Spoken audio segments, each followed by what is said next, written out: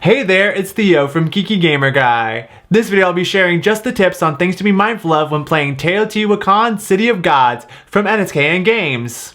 This video is meant for players who've already read the rules but need a little nudge to help guide them in their first plays.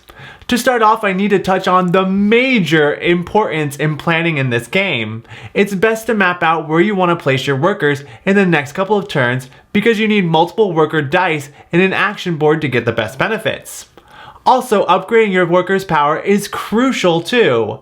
Just remember that when determining your benefits on action boards, it's based on your lowest powered worker there. Gotta pump them all up. Players will need a whole lot of cocoa. Does this come with marshmallows? Not only will it be used in main actions and feeding during Eclipse, but it is used when taking the worship action to get both benefits and to pay on your turn to unlock all your workers. So spending turns to take cocoa from action boards with a whole lot of worker dice is highly beneficial throughout play. Just remember it doesn't score you anything in the end, so don't go overboard. I've found that a great strategy to start with is focusing on gathering resources to either place pyramid tiles or decorations.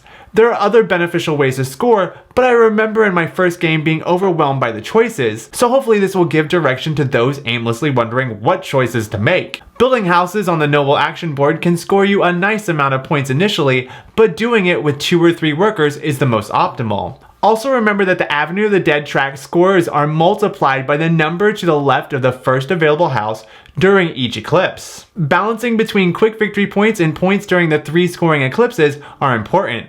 So use it more as an additional way to score as opposed to it being your main focus. But if you can focus on it, it'll give you tons of points. Remember that only a single player can reach the top of each temple track and claim the endgame scoring bonus tile there. This next one really tripped me up in the first couple games because you're so focused on your own strategy, but during a 2 to 3 player game, remember to draw starting tiles and reposition neutral workers. The first 2-player game played had me thinking the neutral workers were static, but I was wrong. And it really does change the game for those player counts. Lastly, I need to remind you that this is a big game with many moving parts. They aren't particularly difficult to understand, but there are a lot of little things where the game has you do something because you performed a certain action, causing a domino effect. It can be overwhelming at first, but that's only initially. This game will take practice to get good at. Just give yourself a break if it wasn't played optimally. You're learning and there's always next game. That's it. I hope these tips help you in playing this awesome game. Don't forget to like and subscribe. Plus hit the bell to not miss out on future videos. Until next time, stay geeky, keep gaming. This. Running out of breath.